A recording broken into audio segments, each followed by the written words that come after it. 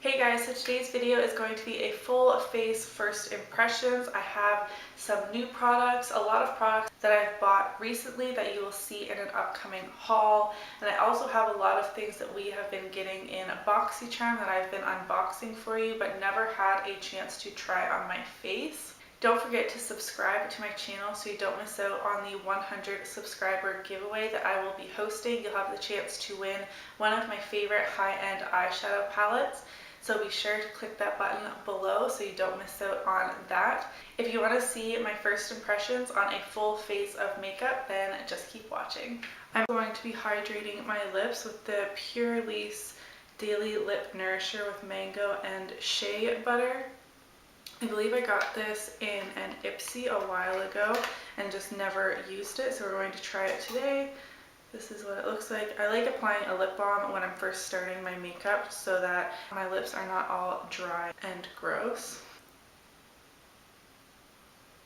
It does feel really nice. It is quite oily, which I actually don't mind. To prime my skin, I'm trying the Maybelline Master Prime. This is the Blur and Smooth Primer. I have really enlarged pores, so I like a smoothing type primer to fill those in before I go in with foundation. It's a really milky consistency, not really something that I would expect to be really pore filling. It is like, it feels nice, but it just definitely does not feel silicone-y like a lot of other pore filling primers I'm used to.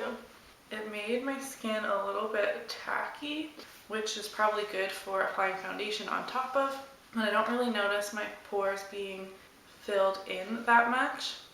I guess we will see when we go in with foundation. For foundation, I'm trying the Wet n Wild Photo Focus Foundation. I have mine in Soft Ivory, which is the light warm shade. I think this will be a pretty good match for me right now.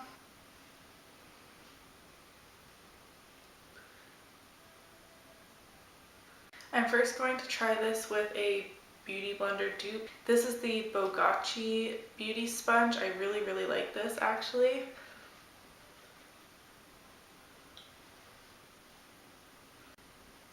This is a really good color match for me, but it's not really doing much for me in terms of coverage.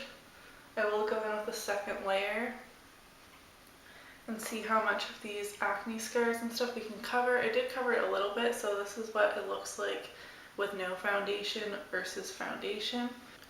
It's looking pretty dry on my forehead right here. On the other side of my face, I'm going to be using a brush.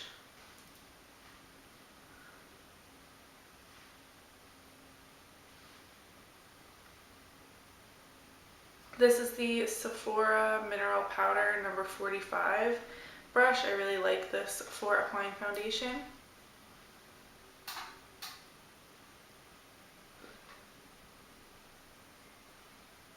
I think I like it a little bit better on the beauty sponge side versus the brush side.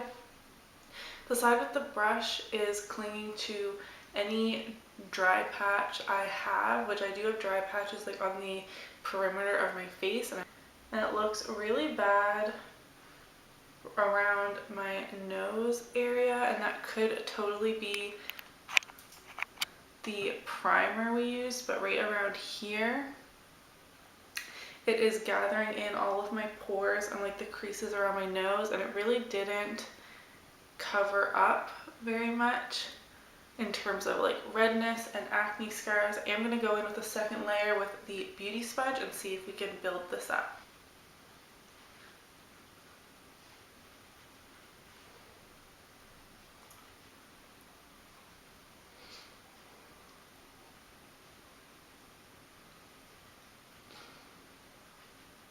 A second layer did add a bit more coverage, but now it's looking quite heavy. It doesn't really seem to want to layer up very well, and my nose is still looking the same, but like I said, that could be the primer, and it's already creasing into my fine lines in my dimples and my chin.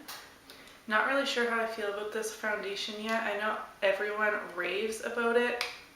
It's not looking that great on my skin right now, but that could definitely be the primer we're trying today. I'm going to experiment with it a little bit more, and then maybe I can do like a full review on this or something and what primers work best with my skin with this foundation.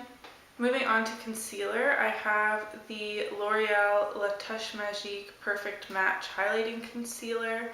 I have mine in the shade Warm 1-2. It has a brush tip and you have to like twist it to get the product to come out. Whoa, this is very warm.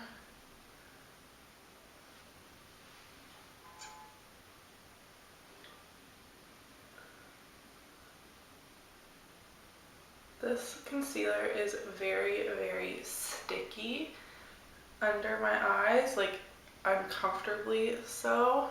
And I think the tone is off. I do have warm undertones. The foundation was a warm undertone, but this is like full on yellow. So it's kind of making me look a little bit sickly because it has that like yellowy green tint to it under my eyes. So I really don't like this. It's also settling into the fine lines under my eyes like immediately. I don't know how I'm going to like prevent that even with powder. Like I'm patting it out and then basically immediately after, like as soon as I blink, it's settled in there again. It's also patchy right in here, like it lifted up any foundation I applied. And I think it's because it's so sticky. As I'm trying to blend it, it's moving my foundation underneath around. So this is not going as great as I had expected, obviously. This is the IBY or IBI Beauty Highlight and Contour Palette. We got this in a BoxyCharm a few months ago. I really like the packaging on this. It's quite sleek. So this is what the palette looks like. To set my under eyes, I'm going to use the Real Techniques setting brush. I'll try and get rid of some of these creases, but it doesn't really seem to be working. I'm going to use a combination of 1 and 3 to try and cancel out a bit of the yellow tones happening under my eyes. This palette has quite a bit of kick up. That did set my concealer pretty nicely. It's not as sticky anymore and it definitely doesn't look powdery. I'm actually going to use the same brush, the Real Techniques setting brush, to contour a bit. I think I'm going to mix 1 and 2 to get a bit more of a neutral tone.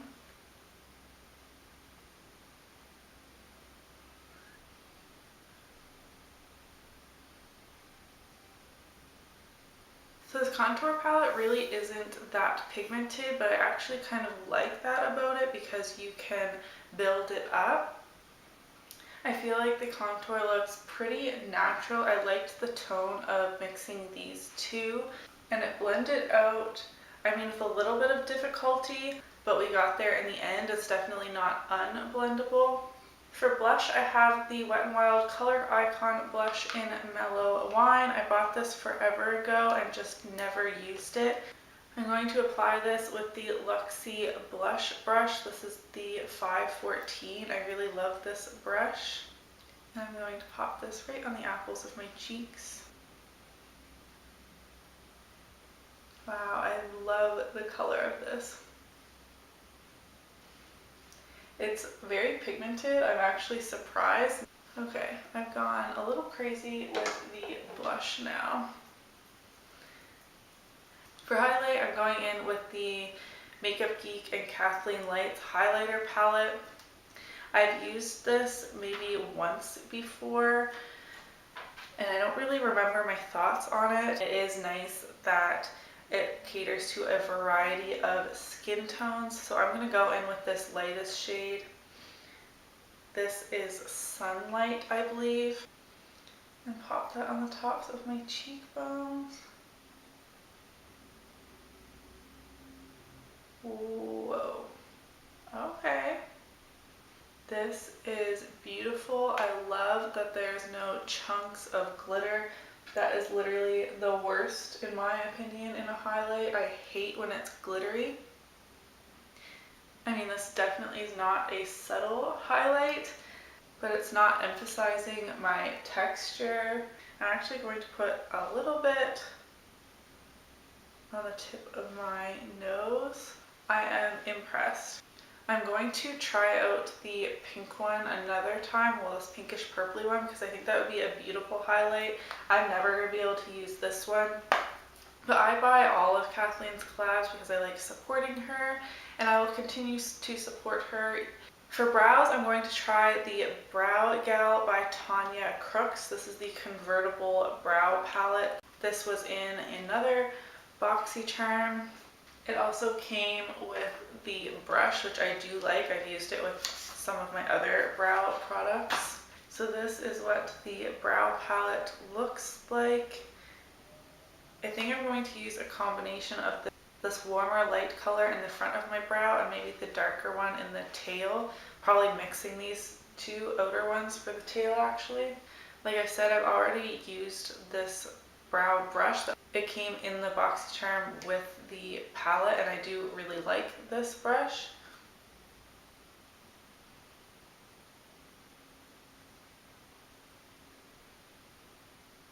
Now I'm going with the lighter shade in the front. Ooh, whoa.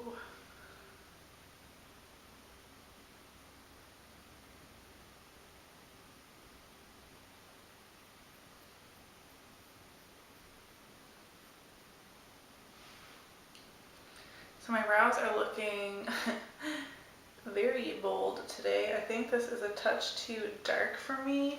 This shade here I think is too cool toned for my brows, and then the other one is a bit too warm, so maybe I'll mix the two lighter shades because I think this shade made my brows real dark. I do like how they look, and because this is kind of like a pomade mixture, like it's kind of like a pomade and a powder mixed together, my brows kind of feel like they're already set, so I might just leave them like that. I've combed through them quite a bit with the spoolie, and I feel like that did help, but it's super easy to use, and I feel like this is definitely something that I could get a lot of use out of. Okay, so brows are on. They are very bold today. I really like this product. You can use these wet or dry. I don't think I would use them wet because that will make the color more intense, and as you can see, it's already quite dark for me. This is in the shade 2 for brown hair. I have very light brown or dark blonde, depending on how you would like to swing that, I guess. For eyes, I'm going to play with the Tarte Rainforest of the Sea Volume 2 palette. I do have a dark lip color, so we're just going to do something super simple on the eyes. This was in last month's BoxyCharm, and I still am blown away that they put a full-size eyeshadow palette in BoxyCharm. How do they do it? I want to know. This is what the palette looks like. It's quite neutral in my opinion. A lot of people are saying it's like the cool toned palette, but I feel like these shades over here are pretty warm, and then like these ones over here are obviously cool toned, so I think it's a good mixture. I'm going to start off with Marina in my crease. We also got these Moda brushes in this one's BoxyCharm, and I'm really liking them so far. Now I'm going to take the Luxie 229 tapered blending brush, and I'm going to take Seaside, which is the next darkest brown shade, and I'm going to work this into my outer V and up into the crease a little bit. This formula of eyeshadow is a lot stiffer than what I'm used to, but it's still blending out fine. I don't know, I'm used to things like the Modern Renaissance palette, which has very soft shadows. Okay, I think I'm going to deepen this up even more with Siren, which is a really deep, dark, chocolatey brown, and just focus this on the outside.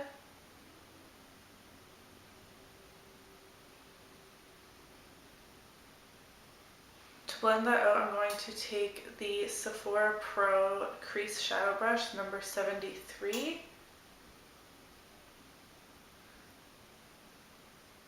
For the lid, I think I'm going to take Pearl just to keep it super light on a crown AC012 brush. It's dual-ended. I'm going to take the fluffy side of it, pop this on the center, like all the way into my inner corner.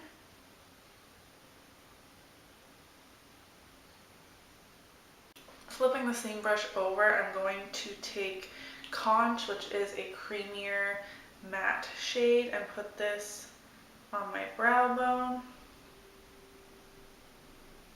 Taking the other end of this crown brush, I'm just going to take Marina all the way across my lower lash line, really messily.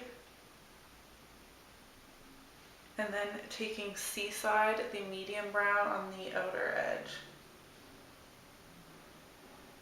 Okay, so this eyeshadow formula is a lot stiffer than I'm used to, like I had been saying, but I really like the colors so far. I know I just did a super simple eye look, but I mean, I like how it turned out. I really have no complaints on this palette so far. For eyeliner, I have Beauty For Real Eyeline 24/7 eyeliner in Chocolate Fix. It is just a deep brown chocolate color. I'm just going to put this on my waterline.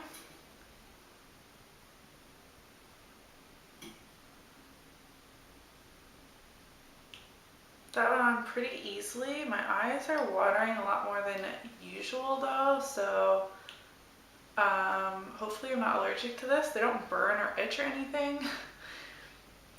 So I guess we'll see how this works out, but it's a fine eyeliner, like nothing groundbreaking. For mascara, I'm taking the Clinique High Impact Mascara. This is just a sample size, but I've never used it before.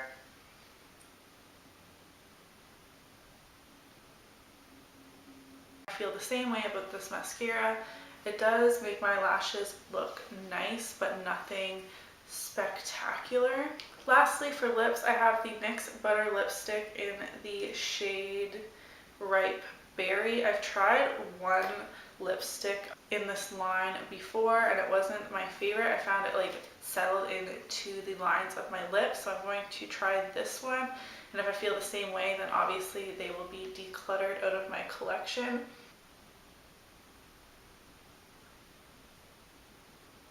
I thought this color would be perfect for fall. This is a gorgeous shade, and if it wears nicely, it will definitely be something that I would reach for during the fall. It's like this really nice berry wine type shade. It definitely does accentuate any texture you have on your lips, but right now it's not like settling in really bad like I had experienced with the other shade I own. An update on the foundation though, it has settled really bad into the crease on my forehead, my dimples, and my chin, like really bad. And for just finishing my makeup now, not too impressed with that. Just a quick rundown on the products. Standout products are definitely these three: the Lip Nourisher, the blush, and the highlighting palette are all things that I'm really excited about, that I absolutely loved. Things I'm definitely not wowed by: the foundation and concealer. I don't like these products. I'm going to give them another try. I usually try things 3 or 4 times before they go into the disappointing products bin, just because it could be the combination of things, how things layer, primers used, that sort of stuff. So I don't want to completely say that they're horrible, but I can tell you that my skin looks very bad right now. And then everything else is just sort of mediocre or good, but not mind-blowing. So like the brow palette I really like, I will continue to use, but it's not earth-shatteringly great. Same with the contour kit. The eyeshadow palette is really good and I am excited about it, but it's not the best eyeshadow palette I've ever used. Same with the eyeliner, mascara, and lipstick. So I'm glad that I found some gems in here. There definitely were some duds. Give me a thumbs up if you like these sort of videos. Subscribe before you leave so you don't miss out on the 100 subscriber giveaway, and I'll see you in my next video. Bye!